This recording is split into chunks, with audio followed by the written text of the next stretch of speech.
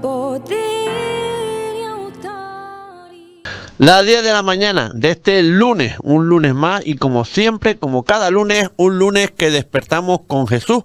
Gracias al pastor Alberto Árez. ¿Qué tal, pastor? Buenos días. Buenos días, David. ¿Qué tal? ¿Cómo estás? Yo bien, gracias a Dios. ¿Y tú qué tal? Gracias a Dios, perfecto. Me De alegro, maravilla. Me alegro. Así es como tenemos que contestar, de maravilla. Lo decimos muchas veces, ¿no, pastor? Lo decimos muchas veces y lo hemos repetido yo en casi todos los programas. Nos quejamos de vicios. Estamos bendecidos, más que bendecidos, ¿no? Estamos bendecidos. Mira, hoy mismo hablaba con un amigo que tenemos en común, con David Oreste. Ajá. Y decíamos por diferentes cosas, no sé por qué llevó la conversación ahí, que decíamos que qué pena que a veces nos acostumbramos a la bendición de Dios y ya no la valoramos, ya no nos sentimos como en esa, o sea, pensamos como que Dios está obligado a mantenernos en esta bendición y eso hace que ya no la valoremos. Correcto. Hubo un pastor, un maestro, te estoy hablando hace unos cuantos siglos, se llamaba Matthew Henry, que por cierto tiene un comentario bíblico de lo mejorcito que hay, que él decía que la bendición tiene un peligro, el peligro de la bendición, decía él, y es el acostumbrarte a estar bendecido y pensar que ya es tu derecho estar en estas condiciones. Entonces siempre hay que decir, gracias a Dios que me encuentro así, estamos más que bendecidos. Totalmente, pastor. Bueno, empecemos hablando, si le parece, acerca del último culto realizado en Puerto Rosario, 11 de la mañana, Morrojable las 6, por favor. Exactamente, bueno, ahí estuvimos compartiendo la palabra y nos basábamos en un pasaje, creo, muy conocido por todos, que se encuentra en el Evangelio de Lucas, en el capítulo 9, desde el versículo 57 en adelante, donde el Señor está caminando, está en un proceso donde ya está caminando hacia Jerusalén. Él no va como el resto de la gente a participar de una fiesta, en este caso la fiesta de la Pascua. Los judíos tenían 3 fiestas principales donde estaban obligados literalmente a subir a Jerusalén a celebrar. Una de ellas era la Pascua. Así que todos los judíos que estuviesen en diferentes zonas tenían que ir a Jerusalén en estos días. Y Jesús estaba yendo, pero él tenía otro propósito. Él no iba a pasar unos días de alegría, unos días en familia. Él ya sabía que iba a morir. Él estaba subiendo hacia Jerusalén a morir en aquella cruz por amor, por ti, por mí, por toda la humanidad. Tanto es así que unos versículos anteriores decía que Jesús para subir a Jerusalén tuvo que afirmar su rostro. Otras versiones dicen tuvo que llenarse de valor, de coraje y como un hombre emprender ese camino. Y decía antes de meternos antes de continuar, perdón que lo corte, sí. Qué duro tiene que ser. Sinceramente, el saber lo que va a pasar, cómo va a pasar y cómo lo vas a superar. Duro no, durísimo. Incluso yo, precisamente yo también hacía ese hincapié el domingo en la iglesia y le decía a los asistentes, a los miembros de la iglesia, yo le decía, no tratemos de espiritualizar lo que no es. O sea, no imaginemos a un Jesús gozoso yendo a la cruz, a un Jesús alegre yendo a la cruz. No, Jesús estaba preocupado. Tanto es así que en un momento dado, horas previas o instantes previos a su arresto en el huerto de Getsemaní, él le dijo a sus discípulos, por favor, oren por mí, porque mi alma está triste hasta la muerte. Estaba agonizando literalmente y llegó un momento incluso que llegó a sudar sangre. Esto tiene una explicación médica de cuando estás bajo un estrés muy fuerte, bajo un estrés demasiado intenso, eso tiene que salir por alguna parte y se van rompiendo unos pequeños vasos sanguíneos que hay en la frente y da la impresión, no está sudando sangre, pero da la impresión de que suda sangre. Y incluso el Señor en ese huerto le llegó a decir algo tremendo al Padre en oración. Le dijo, si es posible, pasa de mí esta copa.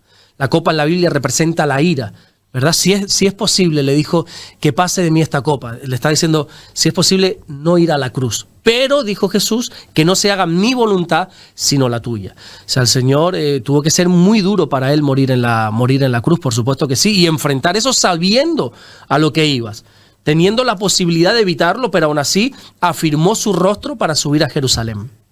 Y entonces, basándome en eso, decía que al final ser cristiano no es fácil. Ser cristiano es un camino de sacrificio, es un camino, como vemos aquí en el Señor, un camino duro, un camino bastante estrecho. El propio Señor Jesucristo ya nos adelantó, ya nos ha dicho desde el principio que el camino del Señor, el camino del Evangelio es un camino estrecho, angosto, incómodo.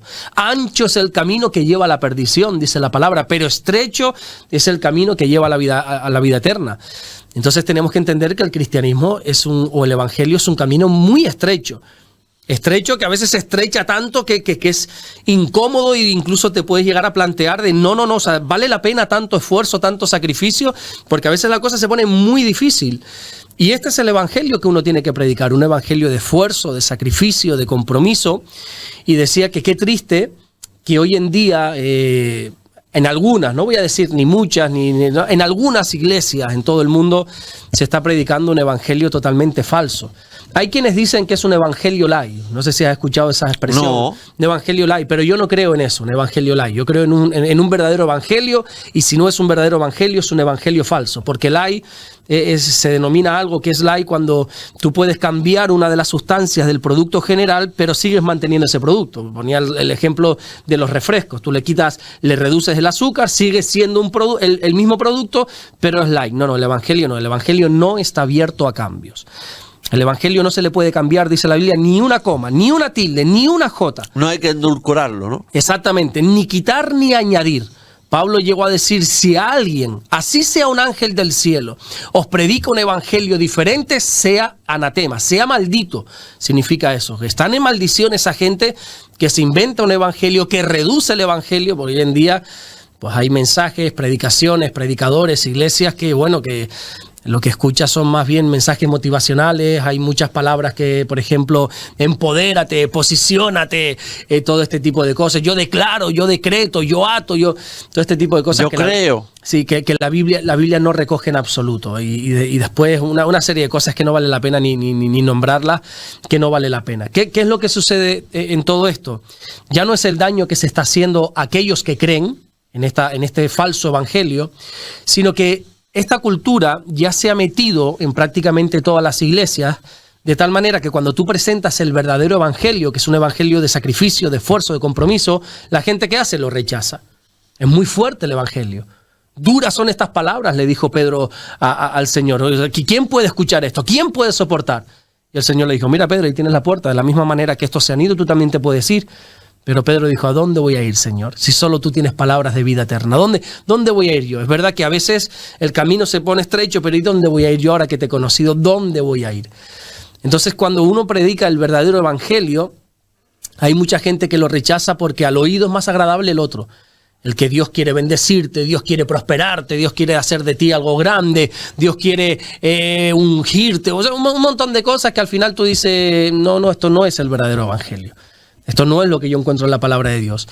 Y bueno, y me enfocaba en que Jesús yendo a la cruz, yendo en ese, como tú decías, en un camino, en una decisión difícil, complicada, Sí. en una situación que sabes lo que vas a sufrir, porque encima es una muerte agónica. La peor de la muerte es la muerte de la cruz. Pablo, si no me equivoco, fue a los Filipenses cuando dijo, y estando en la condición de hombre, se humilló hasta la muerte, y aclara, y muerte de cruz, porque no era lo mismo morir que morir como murió Jesús. Era una agonía terrible lo que el Señor sufrió. Tortura. Literalmente, una tortura lo que sufrió el Señor. Pero a pesar de que sabía lo que tenía que enfrentar, en ese camino siguió haciendo la obra de Dios. Es algo maravilloso. Y es cuando encontramos estos pasajes de Lucas capítulo 9, versículo 57, donde tiene un encuentro con 3 personas, con 3 hombres en este caso. 3 hombres que 2 de ellos se ofrecen a seguirlo y uno de ellos es llamado por el Señor. Bueno, ahí sí ya me detuve, ahí basé un poco toda la enseñanza hablando de estos 3 personajes. El primer personaje lo encontramos que es el que le dijo, Señor, yo te seguiré a donde quiera que tú vayas. Yo te voy a seguir. Nadie le dijo nada. El Señor no le ofreció nada, no le dijo nada, pero él voluntariamente parece que estaba muy contento, muy emocionado, muy ilusionado. Señor, a donde quiera que tú vayas, yo te seguiré. Jesús no le dijo que no, pero le dijo, mira, las zorras tienen guarida y las aves del cielo tienen donde recostar su cabeza, mas el Hijo del Hombre no tiene donde recostar su cabeza. Yo no sé qué estás buscando tú de mí, en otras palabras le estaba diciendo Jesús a este hombre, pero no es tan fácil como parece. Jesús le puso los puntos sobre las is rápidamente. Le dijo, no lo rechazó, pero le dijo las condiciones. Esto no es tan fácil. Quizás este hombre se había ofrecido tan animosamente, puede decirse, con tanto ánimo, porque había visto las multitudes que movía Jesús, había visto los milagros, había visto la multiplicación de los alimentos, qué sé yo cuántas cosas había visto, y quizás eso le deslumbró y lo motivó, y yo te seguiré, pero a la hora de la verdad esa persona cayó en el olvido. Nunca más se habla de esta persona en la Biblia. Y yo comparaba a este hombre con los emocionales. Con esas personas que dicen, Señor, yo voy a estar contigo por siempre. Pero a la primera de cambio dice, bueno, ¿y dónde están? Esa gente que viene, pastor, cuenta conmigo para lo que sea. Ah, bueno, sí, pues mira, vamos a hacer esto. No, que hoy no puedo. No, que mañana no. Bueno, en la próxima semana. No, es que mira, es que los emocionales. Gente de emoción, pero gente sin acción, decía yo. Y esto hay que tener cuidado porque al final uno tiene que entender que el Señor demanda sacrificio, demanda esfuerzo, demanda compromiso. Y esto nosotros todos lo tenemos que tener muy claro. De hecho, explicaba lo que significa la palabra discípulo. La palabra discípulo significa literalmente aprendiz, es una persona que quiere aprender, pero también se enlaza con la palabra disciplina. Un discípulo del Señor tiene que ser una persona disciplinada para aprender. Una persona que prioriza las cosas del Señor. Una persona que, si estás alegre, bien, Señor, te seguirá donde quiera que vayas. Pero si estoy mal, también, Señor, voy a seguirte. Porque es verdad que la Biblia no dice qué pasó con esta gente, no dice si respondieron que sí o no al llamado, no sabemos, pero ya la línea general de la Biblia, donde se nos enseña que esas personas que siguieron a Jesús, se sigue hablando de ellas, como es el caso, por ejemplo, de los apóstoles, que la Biblia guarde silencio ya después de estos 3 hombres, nos da a entender que los 3 dijeron no. No estoy dispuesto yo a eso. O sea, Señor, yo quizá pensaba que contigo la vida iba a ser cómoda y ahora me estás diciendo que seguirte es no saber si voy a tener dónde reposar la cabeza. Que no voy a tener comodidad, efectivamente. De hecho, David, no sé si sabes, una curiosidad bíblica, no tiene nada relevante ni nada importante, pero la palabra comodidad, ni ninguna de sus derivados sale en la Biblia. Nunca, ni de Génesis, no, esa palabra no existe en la Biblia, comodidad no. Ahora, la Biblia habla de esfuerzo, de sacrificio, de compromiso, pero de comodidad, no, en absoluto. No habla para nada. Silencio total, pero ni esa palabra ni ninguno de sus derivados. Porque ya Dios creo que nos está dando un mensaje con lo que calla. Sabes que se puede hablar con las palabras y con el silencio, ¿verdad? Creo que Dios nos está dando un mensaje sin decir esta palabra comodidad, de que en el reino de Dios no vamos a encontrar comodidad. Vamos a encontrar paz y seguridad, que es diferente, pero no comodidad. La orden que Dios le dio, por ejemplo, a Josué fue: esfuérzate y sé valiente. Yo voy a estar contigo todos los días, pero esfuérzate y sé valiente. El segundo hombre, ese segundo encuentro que tiene Jesús cuando está caminando hacia la cruz, sin embargo, sí fue llamado por Jesús. No fue alguien que se ofreció, como es el caso del primero, sino que algo, no me digas el qué porque no te sabría responder, pero algo vio Jesús en él que le dijo esta palabra: sígueme. Esa misma palabra que le dijo a Mateo en su día, que ya hablábamos de ella. Esta palabra en una cultura judía está diciendo: deja todo lo que eres, todo lo que tienes para ser mi discípulo, como un rabino. Jesús era un maestro, un rabino, como se decía en aquella entonces, un raboni, ¿verdad? Entonces, que un rabino te diga sígueme, te está diciendo: vas a ser mi aprendiz, vas a ser mi discípulo. Era un honor. Déjalo todo, exactamente, pero era un honor, pero un compromiso. Claro. Tenías que dejarlo todo. O sea, para ser tú aprendiz de un rabino, no era que podías compaginar una vida secular con la espiritual. No, era dejarlo todo para seguir los pasos de tu rabino. Entonces Jesús le dice: sígueme, y él le dijo: Señor, deja primero que vaya y entierre a mi padre. Y el Señor le dijo: deja que los muertos entierren a sus muertos, y tú ve y anuncia el reino de Dios. Esta expresión, deja que primero entierre a mis padres, no significa que los padres estuviesen muertos y tenía que ir a celebrar el velatorio, no, ni mucho menos, sino que en la cultura judía los hijos estaban obligados por reputación a asistir al funeral de sus padres. Da igual si te encontrabas en la otra parte del planeta, si tu padre moría, tú tenías que asistir. Da igual si te hablabas con tus hermanos o no, da igual, eso no pasa nada, tú tenías que Hoy estar. en día sigue eso así, pastor. Pues fíjate, no lo sé, no sé si esta cultura en el mundo judío es tan así. No te sabría responder. Si te respondo me lo inventaría, no lo sé. Se lo voy a preguntar a mi pastor, que para el mundo judío y para la cultura judía es un entendido, y la próxima semana, si quieres, te respondo en esto. Perfecto, sí. Pero prefiero quedar de ignorante sí. a quedar de listillo y que no sea así. Te soy honesto, no lo sé. Pero sé que en aquella cultura era así. Probablemente continúe así, porque los judíos son muy estrictos para sus normas. Pero entonces él le dijo: Señor, yo te voy a seguir, pero deja primero que haga esto. Y yo comparaba a este discípulo con aquellos que siempre tienen alguna excusa. Con aquellos que saben que tienen que tomar una decisión, pero siempre tienen algo por delante. Sí, Señor, yo haré, pero deja que acabe este proyecto, deja que salga de esto, deja primero que me case, deja primero excusas. Porque al final de cuentas son excusas. Y comparaba pues esto, ¿no? Con este hombre que sabe que tiene que tomar una decisión, que sabe que es Dios mismo quien le está demandando una decisión, pero sigue poniendo excusas. No, ya mañana, no te preocupes que en unos días ya me comprometo, no te preocupes que ya haré. Y ponía el ejemplo y decía, bueno, esta persona a mí me recuerda, este discípulo al final, a Faraón. Faraón, aquel gobernante, ¿verdad? El mandamás del imperio egipcio. Cuando Dios envía las plagas, una de ellas era la de las ranas, creo que ya hemos hablado aquí de eso. Sí. Y él sabía que el Dios de Moisés tenía poder para eliminar todas las ranas. Y llama a Moisés, Moisés, dígnate a orar, ora a tu Dios para que quite las ranas. Y Moisés le dice, claro que sí, por supuesto, dígnate a decirme cuándo quieres que ore y las quitamos ahora mismo. Y no me preguntes tampoco por qué, pero Faraón dice, mañana. ¿Cómo mañana? O sea, me has llamado, vamos a tomar la decisión ahora. ¿Por qué quieres estar un día más mal? ¿Por qué quieres estar en esta condición? No, ya mañana cambiaré. Bueno, este representa a este discípulo. Deja primero que entierre a mis padres, ¿verdad? Es el que siempre tiene algo por delante del Señor. Y yo le decía a la iglesia, mira, tengan cuidado con el mañana porque el mañana no está garantizado. Y les decía, que es lo mismo que le digo a todos los que escuchan el mensaje o esta entrevista. Les voy a dar un consejo sin que me lo pidan y sin quizás ser yo nadie para darlo, pero el consejo es el siguiente: si tienen la oportunidad de servir al Señor ahora, háganlo. Si a ustedes Dios les ha abierto las puertas en cualquier área, háganlo. La Biblia dice, si hoy escuchara su corazón, si hoy escuchara su voz, no endurezcas tu corazón. Y luego, bueno, hubo un tercer hombre que también se ofreció voluntariamente. Recordemos que el primero se ofreció, Señor, yo te seguiré donde quiera que vaya. El Señor le dijo, tranquilo que yo no tengo ni siquiera donde recostar la cabeza. El segundo fue llamado por Jesús, sígueme, sí Señor, pero deja primero que entierre a mis padres. Y el tercero también fue un ofrecido, una persona que nadie le llamó, pero él se quiso meter en esto. Y le dijo, te seguiré, Señor, pero deja que me despida primero de los que están en mi casa. Y Jesús le dijo, ninguno que poniendo su mano en el arado mira hacia atrás es apto para el reino de Dios.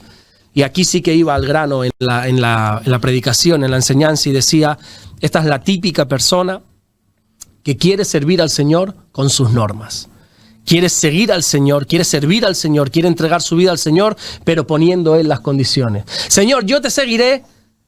Y ahí sale la palabra nefasta, la que nunca deberíamos tener para el Señor. Pero deja primero que, deja, no. Y el Señor le dice, mira, no te lo lleves a lo personal, pero esto es para ninguno que quiera meterse en esto y mira hacia detrás, es apto para ser discípulo mío.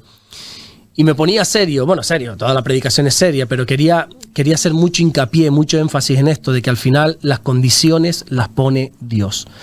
Dios no se presta a sentarse a negociar con nosotros como si fuera un contrato de trabajo, ¿verdad? Bueno, yo quiero esto, tú quieres esto, vamos a llegar a un acuerdo. No, aquí las condiciones las pone Dios. Aquí quien habla y quien ordena y quien dice todo es Dios. Y yo decía, ¿tú sabes por qué Dios pudo bendecir tanto a Abraham? Intenté explicar esto con la vida de Abraham. ¿Por qué Dios pudo bendecir tanto en Abraham? Porque hay un versículo que se encuentra en Génesis capítulo 26, versículo 5, que dice, por cuanto oyó Abraham mi voz y guardó mi precepto, mis mandamientos, mis estatutos y mis leyes. ¿Te das cuenta? Dios pudo bendecir a este hombre porque oyó su voz y guardó todo lo que él dijo, sus leyes, sus preceptos, sus mandamientos. Es Dios quien habló en todo momento. Incluso fui un poco más allá. Le desafiaba a la iglesia a decirme cuándo fue que Abraham habló por primera vez. En la historia bíblica, ¿cuándo se escucha por primera vez la voz de Abraham? Porque en todo el llamado que encontramos en Génesis 12, aquel llamado que también hemos hablado de él, sí, te voy a bendecir, voy a hacer de ti una gran nación, tienes que dejar a tu tierra, a tu padre, a tu parentela y seguir a la tierra donde yo te mostraré. Todo eso, Abraham era bendito, pero Abraham no se recoge nada. Y yo le decía, ¿cuándo fue que habló por primera vez? ¿Tú sabes cuándo fue que Abraham habló por primera vez? Yo no sé si habló, pero yo lo único que no hizo Abraham fue el sobrino que se lo llevó. Sí, exactamente, sí, ahí Dios le dijo déjalo todo y se llevó a su sobrino. Eso es lo único que yo puedo decir. Qué pena, no lo voy a dejar atrás. Y al final le trajo unos problemas, el sobrino Lot, que no vea. Sí. Pero problemas, que se tuvo que meter en una guerra y todo para ir a salvarlo. Al final lo que Dios no te manda, no te metas. Pero ¿cuándo fue que Abraham habló por primera vez? Bueno, la Biblia lo recoge. En una situación que vino un hambre a la tierra, él decide voluntariamente refugiarse en Egipto, y allí en Egipto dice por primera vez, en Génesis 12:11, y aconteció que cuando estaba para entrar en Egipto, dijo a Sarai su mujer, he aquí ahora conozco que eres mujer hermosa, de hermoso aspecto, y cuando te vean los egipcios dirán, su mujer es, y me matarán a mí, y te reservarán la vida. Ahora pues, di que eres mi hermana. ¿Ves? Él ya poniendo las normas, ya no hace caso a lo que dice Dios, ahora soy yo el que mando. Di que eres mi hermana para que me vaya bien por causa tuya y viva mi alma por causa de ti. Y yo decía, ¿te das cuenta cómo cuando somos nosotros los que ponemos las condiciones todo sale mal? Para una vez que habla el pobre Abraham, mete la pata, miente, ¿verdad? Era María y mujer, no, di que somos hermanos para no sé cuánto, para esto. Y tú dices, es que tenemos que entender que cuando nosotros queremos poner las normas y las condiciones con Dios, como dicen los latinos, la vamos a embarrar, vamos a meter la pata, nos vamos a equivocar, vamos a dejar que sea Dios quien hable, quien guíe nuestros pasos, vamos a dejar que sea la palabra de Dios quien alumbre nuestro camino en medio de la oscuridad. Así que, aunque estos 3 hombres vivieron hace más de 2000 años, creo que todavía esta manera de ver el servicio a Dios todavía la mantenemos en la iglesia, el emocional, pero que no al final no quiere compromiso ninguno, el que siempre quiere poner algo delante de Dios y el que quiere poner sus normas. No. Y yo le decía a la iglesia, Dios te está llamando a comprometerte. Dios te está llamando a que te comprometas más y tienes que tomar una decisión, pero sabiendo que las condiciones las pone Dios. Hoy vamos a hablar de algo que creo que a muchas personas les puede interesar, y es cómo es la trascendencia, pastor. Es decir, cómo es o qué dice la Biblia de cómo es cuando morimos. Porque mucha gente habla o dice, es que vi una luz o se ve una luz, las personas que han estado próximas a la muerte y tal, que toda tu vida se pasa ante tus ojos. ¿Qué dice la Biblia si dice algo acerca de ello, pastor? Bueno, te metes en un tema un poco... ¿Pantanoso? No pantanoso, incómodo para muchos. Si tú quieres, yo en la iglesia he descubierto esto. Si yo quiero que la iglesia guarde silencio absoluto, tengo que tocar 2 temas. Tengo que hablar o de dinero o de la muerte. Cuando tú hablas de la muerte... Silencio. Pero silencio, que la gente se queda blanca. Pero es algo que vamos a pasar todos. Todos. ¿Sabes lo que decía mi abuela, la de los cubiertos? Que todos nacemos, y has visto que aquí tenemos una M, ¿no? Ay, mira, la mía también decía muerte aquí y el claro. pie, la S segura. ¿Sí, verdad? Exacto. Mi abuela decía... Son los dichos de los antiguos, sí. Que ya cuando nacemos, nacemos con la marca de la muerte. Es lo que tenemos seguro muerte todos segura. Los vivientes es que vamos a morir. Ahora bien, ¿qué dice la Biblia de cómo vamos a morir? Bueno, la Biblia no habla de eso. Pero sí es verdad que hay mucha gente que ha estado en ese umbral y que por lo que quiera que sea, Dios no permitió que se fueran, sino que vinieron, y que coinciden en eso, ¿verdad? ¿No? Es que vi como un túnel, una luz al final del túnel, y es curioso o llamativo por lo menos el hecho de que tanta gente coincida en esto, ¿verdad? La Biblia presenta a Jesús como la luz del mundo, ¿verdad? Esa luz. De hecho, hay un versículo en Apocalipsis que dice que en el cielo no vamos a tener necesidad de sol porque Jesús será nuestro sol. Jesús será nuestra luz, Él nos alumbrará. Con esto no quiero decir que sea cierto lo del túnel y la luz, no. Oye, pero qué coincidencia que muchos vean eso, ¿no? Como ese túnel que al final hay una luz. Conozco personas, aparte que me he leído algún libro de una mujer que trabajaba en un asilo de ancianos, pero ya un asilo donde ya las personas estaban prontas paliativo. A partir. Sí, exactamente. Pero conozco personas que han trabajado, no sé si todavía lo están haciendo, pero han trabajado también en la UCI, en ciertos sitios donde ya la gente, en muchos casos, parten de aquí, donde dicen todo lo contrario, que no es un momento placentero, no es un momento donde ves una luz, sino es un momento aterrador para algunos. Algunos coinciden también muchos como que sienten un calor infernal, ven llamas, ven fuego, se asustan. Ahora hay un hombre que el otro día vi un podcast de él, no recuerdo, ahora es muy conocido por las redes sociales, una persona mayor que habla de la muerte desde el punto de vista también cristiano, y dice que algunos es un momento muy trágico, ¿verdad? Pero todo eso depende de hacia dónde vayas a ir. La Biblia no dice cómo va a ser ese momento. Lo cierto es que aquí morimos, la Biblia usa la expresión expiró. La persona expiró. Ahí ya el espíritu, el alma se desconecta del cuerpo. El cuerpo es lo que aquí se queda. La fachada. Sí, la fachada, el envase. Aquí el estuche del alma y del espíritu. Venimos del barro, al barro vamos a volver, ya sea porque nos entierren, porque nos coman los gusanos, porque nos incineren, lo que quiera que sea. Al barro vamos a volver a ser polvo. Pero el espíritu y el alma se van. El espíritu se va a ir con Dios porque el espíritu es de Dios. Ahora bien, el alma ¿hacia dónde va? El alma es lo que nosotros tenemos que ganar. Y entonces depende de la decisión que tú hayas tomado aquí en la tierra, tu alma va a ir o para el cielo o para el infierno. Entonces, ¿cómo va a ser ese momento? No lo sé, en algunos es un momento instantáneo. Mi esposa siempre me ha dicho que a ella le gustaría morir como su abuela. Es el que se le conoce como la muerte dulce, ¿no? La muerte Quedarse dulce. dormido. Exacto, no, la muerte dulce es durmiendo. cuando mueres por inhalación de gas, creo. Ajá. Pero la muerte, no sé, tiene un nombre que es La abuela muerte feliz o algo así. se fue a dormir y te quedas ahí. y ya no despertó más. Sí, esa es la mejor. Pero luego hay muertes trágicas, hay muertes más agonizantes, hay muertes que llevan mucho tiempo. Bueno, pues yo he estado en algunos momentos del umbral de la muerte en ciertas personas y es verdad como que tienen ese suspiro, pero la Biblia no entra en eso porque cada muerte, pues bueno, será específica para cada uno, pero lo cierto es que después de la muerte hay una vida. Pablo, sí, es Pablo el que dice, yo desearía, yo estoy aquí en cuerpo con ustedes, pero desearía estar ahora con el Señor. O sea, una vez nosotros morimos aquí, aparecemos allí. Es algo instantáneo. Amén. Creo recordar que es Esteban, si no recuerdo mal, perdón si me equivoco, creo que no, estoy casi seguro que es Esteban cuando lo apedrean, ese primer mártir muerto de la iglesia, Hechos capítulo 7, lo apedrean, le están tirando piedras y dice, y entonces se le abrieron los cielos y vio al Hijo de Dios. O sea, más allá de lo que nuestro cuerpo físico ve, hay un cielo, hay una eternidad. Entonces, cuando morimos aquí, aparecemos allí. La muerte no es el final, es el comienzo de la vida eterna. El tema está en qué dice la Biblia de la trascendencia. Pues mira, no habla mucho, no entra en detalle en eso. Lo que sí habla es de los momentos antes a ese momento. ¿Qué vas a hacer para cuando llegue el momento? ¿Te estás preparando para ese momento? Suena trágico, suena como un poco apocalíptico, algo trágico, pero hay que prepararse para morir. Porque como tu abuela decía, como mi abuela decía, y como tantas otras abuelas decían, lo que tenemos seguro es la M de muerte. Es que vamos a Todos morir. vamos a morir. Pues vamos a prepararnos para morir. Vamos a prepararnos para ese momento. Porque es una decisión, David, personal.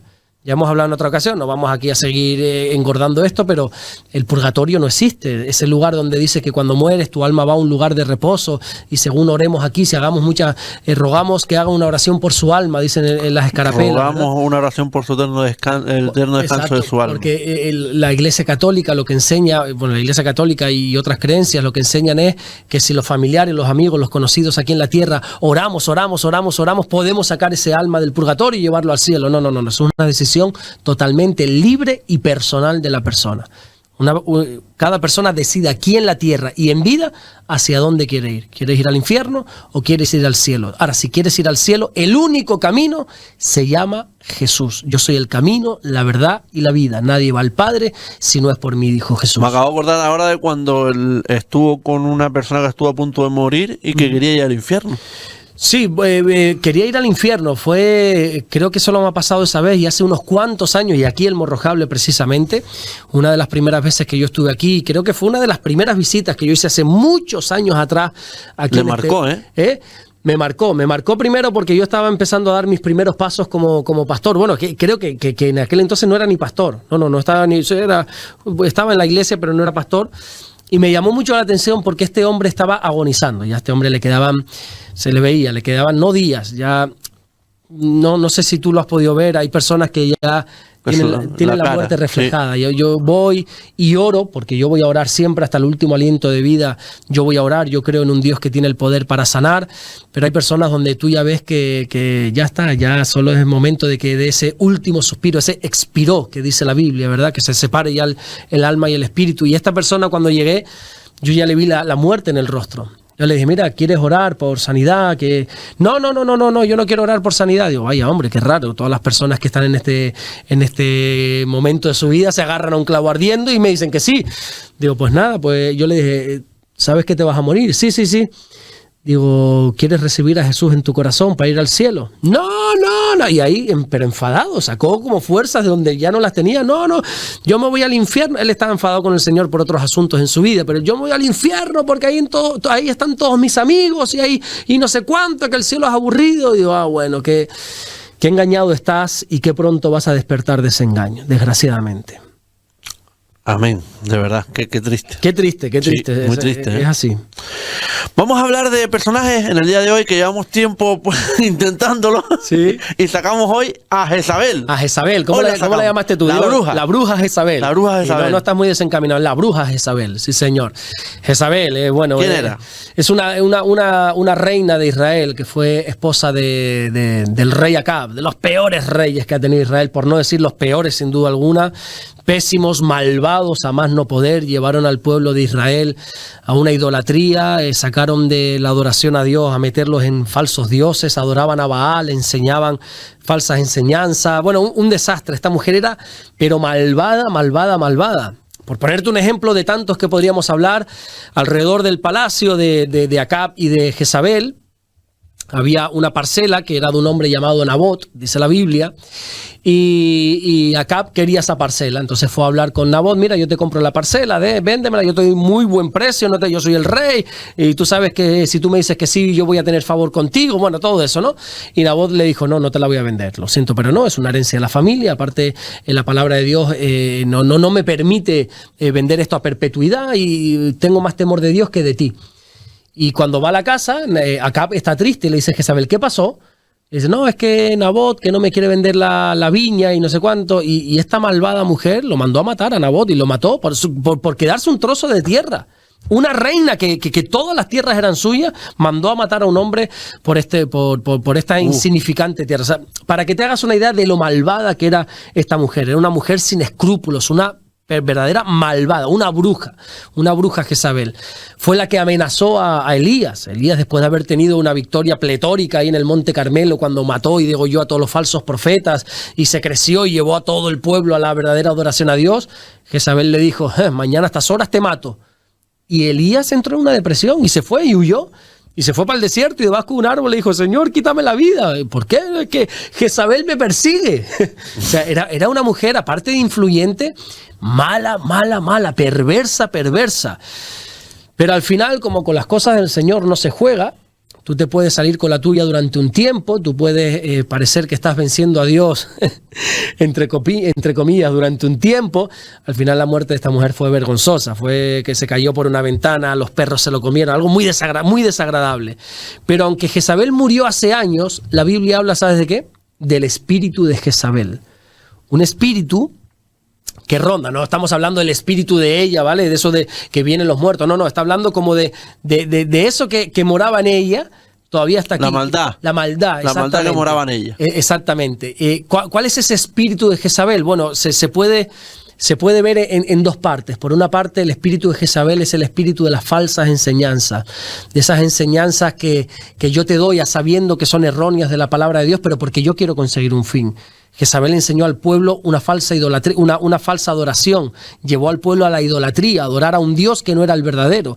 Y hoy en día, lo siento si esto te desanima o te sorprende, no todas las iglesias predican una sana doctrina. No todas las iglesias predican... No me sorprende, para nada. Desgraciadamente, ya te digo yo que es así. No todas las iglesias basan sus enseñanzas en el temor de Dios, sino que hay iglesias, pocas, contadas con los dedos seguramente, no vamos a tampoco a decir, pero hay algunas... o no iglesias, pastores, vamos a decir, o predicadores que usan la palabra de Dios para su provecho, ¿verdad? Para su propio beneficio. Para su propio beneficio. Y manipulan y extorsionan la palabra de Dios, que es muy fácil hacerlo, y no respetan el contexto y no respetan la historia. Y critican a otros pastores.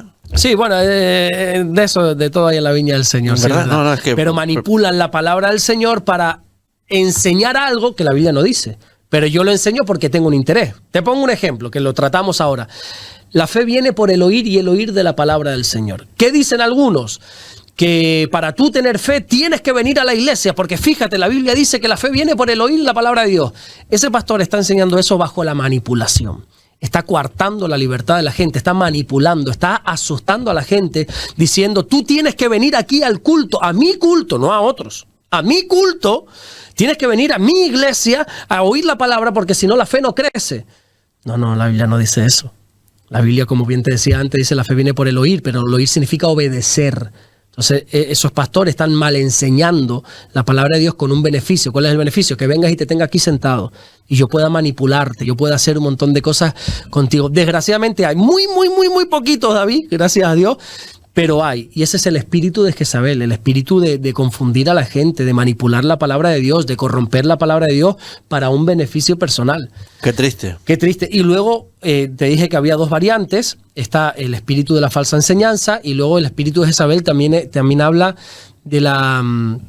De esas mujeres que seducen a los hombres, ¿verdad? Que se meten en las iglesias. De hecho, es que en estos días me contaban un caso terrible. Que no le voy a echar la culpa a la mujer porque el hombre también al final cayó porque quiso, pero que hay gente que se mete, hay mujeres, porque al final los hombres somos tan simples que nos llevamos por los ojos, ¿verdad? Entonces aparece unas curvas y los hombres enseguida. Por eso Jesús dijo, cuidado con los ojos, cuidado, aquel que mira a una mujer solamente para codiciarla ya está pecando. ¿Por qué hablo a los hombres y no a las mujeres?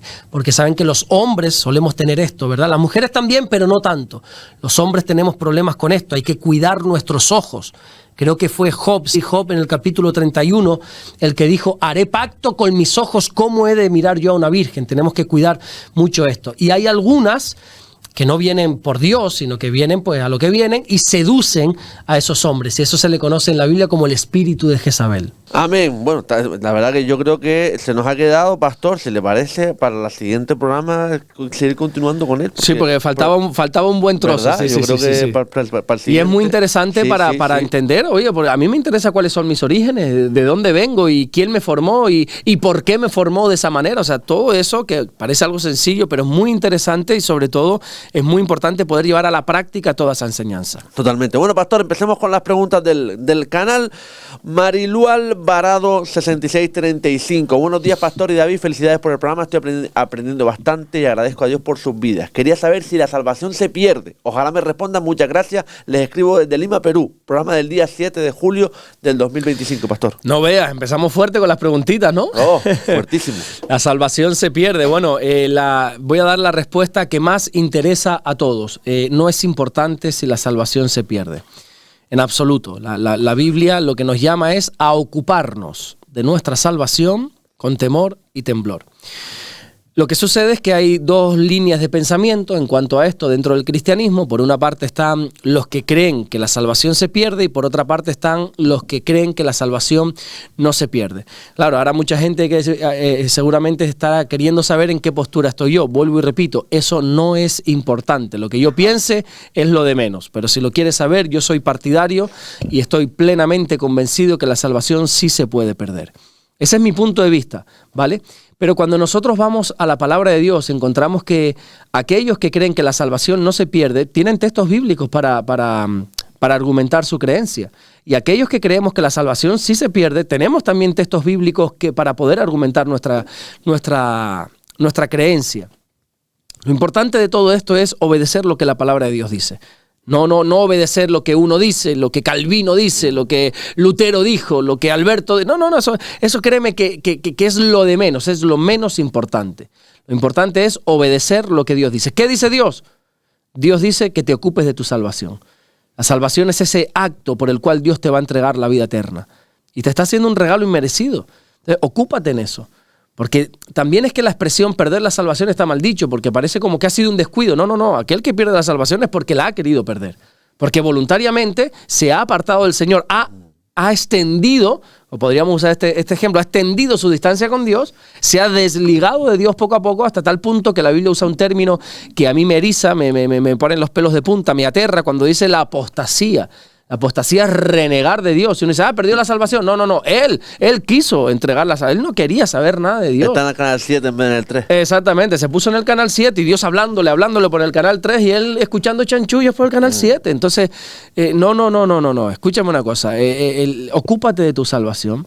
Ocúpate de que todos los días estés bien delante de Dios. Yo soy de los que cree que la salvación se pierde porque encuentro argumentos en la Biblia, como por ejemplo, dice que cuando una persona es salva, hay un libro, se llama el libro de la vida, David, que dice que Dios escribe nuestro nombre. El día que yo recibí a Jesús, con 15 años, yo le dije, Señor, yo te pido perdón, yo me arrepiento por mis pecados, reconozco que mi vida no ha estado en orden delante de ti, pido perdón y quiero recibirte en mi corazón y quiero caminar juntamente contigo.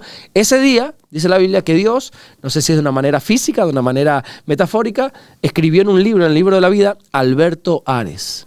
Este es mi hijo a partir de ahora y este va a ser salvo. Pero es que hay versículos que saben lo que dice. que ese nombre puede ser borrado de ese libro de la vida. Por lo tanto, nos da la enseñanza de que se puede borrar, de que se puede perder.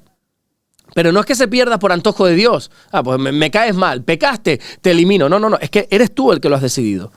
Dice la Biblia que en los últimos tiempos va a suceder lo que se conoce como la apostasía. La apostasía es renegar de Dios, no querer saber de Dios. Oye, y Dios tampoco te va a llevar a un lugar que tú no quieres ir. Y si tú apostatas, y si tú reniegas, y si tú dices, es que no quiero ir. Yo me encontré con una persona en el lecho de muerte que hablando con él, vamos a orar por sanidad, que no, que yo me quiero morir o estoy sufriendo. Bueno, pues reciba al Señor en tu corazón. Y me dijo que no, déjame, me quiero ir al infierno. Una sola persona en toda la vida. Pero me lo dijo, me quiero ir al infierno, déjame. Bueno, pues ¿y quién soy yo para obligarte? ¿Y quién es Dios para obligarte si tú quieres? Entonces, bueno, hay gente que no quiere ser salva, porque no la ha entendido. Esa gente es 100% ignorante en cuanto a lo que dice la Biblia. Pero sí, David, yo creo que sí, que la salvación sí se puede perder. Hablemos también, pastor, de la pregunta que dice Gaby Castro 9448. Dice, pastor, ¿es bíblico los noviazgos? ¿Aconseja usted que se den los noviazgos? Programa del día 7 de julio del 25. Hombre, si queremos matrimonios, que es a lo que Dios apunta, y familias, se tiene que empezar por algo, ¿no? Este proyecto tiene que tener un comienzo, unos cimientos, unas buenas zapatas, y es el noviazgo. ¿La Biblia habla de noviazgo? Bueno, usando esa palabra no. La Biblia no vas a encontrar la palabra novio ni noviazgo, pero la Biblia habla de ese compromiso previo al matrimonio, ¿verdad? Por ejemplo, cuando María se queda embarazada, estaba comprometida con José. ¿Qué significa comprometida? Que todavía no estaba casada, estaba en ese periodo de noviazgo, pero ya con proyectos de boda. Entonces, por supuesto, la Biblia habla de este periodo. La Biblia, por ejemplo, usa un término que es fornicación. ¿Qué es la fornicación? Cuando tienes una relación sexual previa al matrimonio. Entonces, la Biblia habla del noviazgo y hay que saber llevar un noviazgo. Porque la pregunta es, ¿la Biblia habla? Bueno, la Biblia como tal no usa esa palabra, sí habla del concepto, pero ¿para qué sirve? Esto es lo importante, ¿para qué sirve el noviazgo? Porque el problema es que ahora el noviazgo se usa para todo menos para el propósito de Dios. Se usa para estar en la cama, se usa para ciertas cosas, para convivir, para hacer muchas cosas, que eso no está dentro del marco del noviazgo, y eso Dios no lo puede bendecir. Entonces, el noviazgo está para sentarse y hablar. Mira, ayer domingo, entre culto y culto, tuve una chica que es cristiana, de hecho se congrega con nosotros, tiene un canal de YouTube, en las redes sociales, y se dedica a eso de emprendimiento, y me hizo una entrevista para su canal de emprendimiento, y hablábamos de ciertas cosas, de cómo empezó lo del canal de YouTube, cómo salió lo de el libro, bueno, ciertas cosas, y ella me decía, bueno, es que hay matrimonios que a la hora de emprender, el área que sea, negocios o lo que quiera que sea, se fracturan porque los dos no están de acuerdo en lo mismo, y entonces cuando la mujer quiere emprender se da cuenta que no necesita al hombre, o viceversa. Cuando el hombre quiere emprender se da cuenta que la mujer no le apoya en eso y se separan. Y digo, bueno, está bien, pero es que para dar una respuesta a lo que tú estás diciendo, le digo, hay que retroceder mucho, hay que tirar de la cuerda. ¿Por qué sucede eso? Que uno quiere emprender y que el otro no, y el matrimonio se fracture, incluso se separe porque no están en la misma sintonía. Porque llevaron un mal noviazgo. Porque el noviazgo lo más probable es que lo usaron para otras cosas de las que se deberían haber usado. ¿Para qué es un noviazgo? Para sentarse y para decir, mira, ¿cuál es tu plan de futuro? ¿Qué quieres hacer tú el día de mañana? ¿Cómo te ves de aquí a un año, a 5, a 10, a 20? ¿Cómo te gustaría jubilarte? ¿Cuál es tu propósito de vida? Esto y aquello, vale, el mío es este. Bueno, esos dos propósitos concuerdan. No, la verdad que no, este noviazgo no va a ninguna parte. Porque para eso es un noviazgo. Porque cuando nosotros nos ponemos este anillo, que es el anillo de casado, es para empezar una vida hasta que la muerte nos separe. Pasa que hoy se casan, se separan, que esto parece que como que se están cambiando de camisa. ¿Por qué? Porque en el noviazgo no lo usaron para lo que es, sino para otras cosas. El noviazgo, David, es para hablar, ¿verdad? Conocerse, exactamente. Oye, ¿qué quieres tú? Porque ahora, tú sabes que en el noviazgo el enamoramiento te ciega, el amor es ciego, dicen algunos, ¿verdad? Dice, esto es una teoría, esto no es doctrina, que a veces me da miedo decir esto, porque la gente dice, es que el pastor dijo y enseñó. No, yo no digo nada. Yo digo lo que escuché y me pareció interesante. Antes te hablaba de la creación del hombre, ¿verdad? Sí. Dios creó primero al hombre. Y luego Dios lo observó, le echó el ojo un poco al hombre y dice, algo falta. Ya sé, no es bueno que el hombre esté solo. Y dice que le hizo ayuda idónea y creó a la mujer. dice que la mujer sale de la costilla del hombre, ¿verdad? Claro, para extraer esa costilla y hacerlo, a Adán tenía que dormirle, que anestesiarle. Dice que literalmente dice la Biblia que lo metió en un sueño profundo, ¿verdad? Adán. Y ahí en ese sueño profundo, que es como una anestesia que se queda así, ya Dios pudo extraer, ¿verdad? Del medio de su cuerpo, extraer a la mujer. Y escuché una vez una teoría que es muy interesante. No es doctrina, vuelvo y aclaro. Ahora no vayas a enseñar en tu iglesia. Es que la Biblia dice. No, la Biblia no dice. Esto es una teoría que me pareció interesante. Que alguien dijo que ese sueño profundo en el que Adán se dejó hacer de todo, ese es el periodo del enamoramiento. Cuando uno está enamorado. Sí, mi amor, todo es hermoso y todo, sí. Te tengo que abrir por el costado, ábreme, tú ábreme. Te tengo que sacar una costilla, todo es tuyo. Nada. Exactamente. Entonces, ese periodo del enamoramiento pasa. Eso va a durar 6, 7 meses, ¿verdad? Esos sentimientos donde todo es perfecto, donde no hay defecto alguno. Tú sabes que eso pasa. Por lo tanto, hay que hablar, o sea, porque sabes que esa belleza... Bueno, pues probablemente perdure en el tiempo, pero va a llegar un momento donde hay cosas que te vayan a incomodar de ese hombre o de esa mujer. Bueno, pues para eso hay que hablar en el noviazgo. Entonces, bueno, para no alargarme más, sí creo que la Biblia habla del concepto del noviazgo, pero hay que llevar noviazgos sanos. No. Claro, porque nosotros sabemos las preguntas que hay, entonces el pastor empieza a hablar. Sí, yo lo miro. Bueno, ya está. Ya está. Gabriela Rivera 7528. Gracias a los dos por estos programas, pero me gustaría que el pastor Alberto me ayudara a discernir. ¿Por qué si no se deben adorar a santos? ¿Qué provocó que los católicos nos inculcaran esta tradición?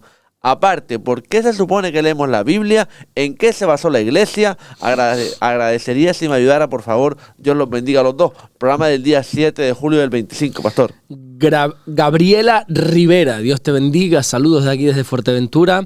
Bueno, la pregunta es muy interesante, pero creo que usas una palabra que quizá no es del todo correcta, porque se supone no. La Biblia es clara cuando dice, no te harás imagen. No es que si se supone que la Biblia dice, no es que se suponga, si en algo claro es la Biblia, si en algo clara es la Biblia, es en esto. Te decía antes que, por ejemplo, Dios es muy escueto en cuanto a la creación, porque da por sentado que Él nos ha hecho y tenemos que creerlo, pero por ejemplo, en cuanto a la idolatría, Dios es muy claro.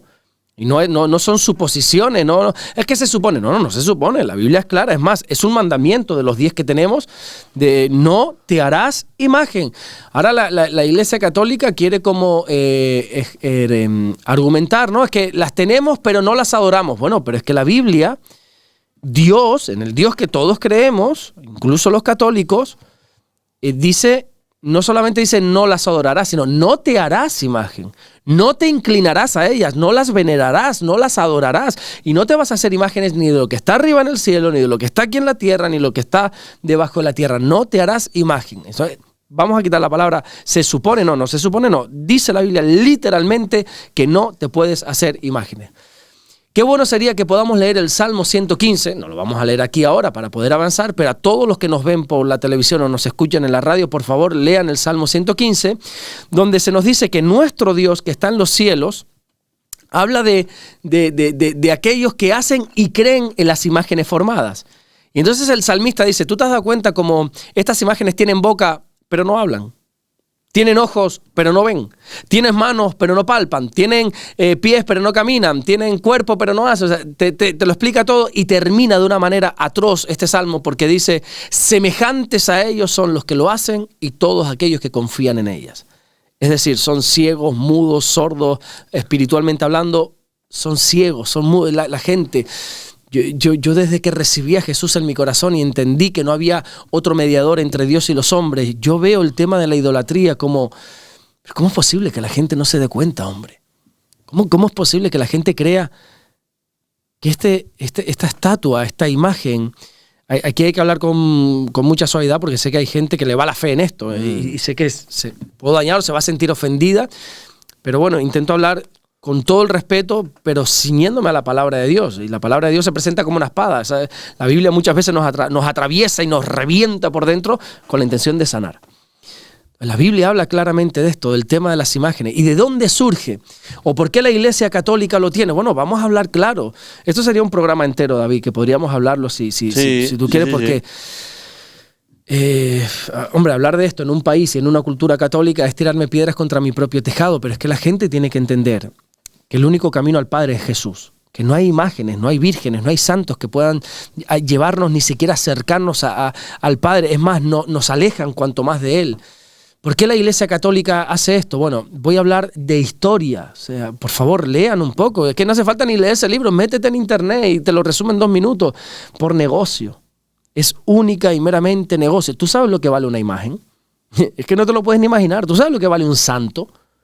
Los millones que mueve una sola imagen. ¿Tú sabes los millones que mueve una procesión? Tú sabes, es increíble el negocio que hay. O sea, por favor, fíjense en eso.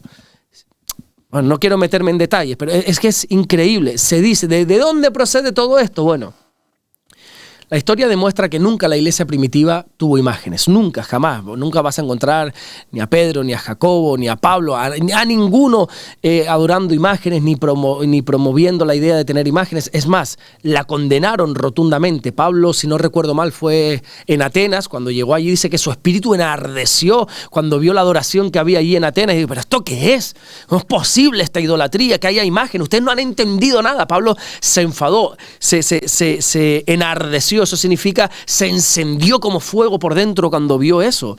Y nunca vas a encontrar imágenes en la iglesia primitiva. Fue para allá como por el siglo III, cuando el emperador Constantino, ¿has escuchado de este hombre? Sí. Constantino dice que se convirtió al cristianismo. Bueno, ahí hay mucho debate. Yo no voy a entrar, yo no voy a juzgar, lógicamente, pero hay muchos que dicen que su conversión fue falsa, que su conversión fue por interés, porque ya como había un gran número de cristianos para asemejarse al pueblo, bueno, no sabemos, o quizás fue una verdadera conversión. Lo cierto es que Constantino dice que se convirtió al cristianismo y empezó a favorecer. Él no obligó al pueblo a convertirse.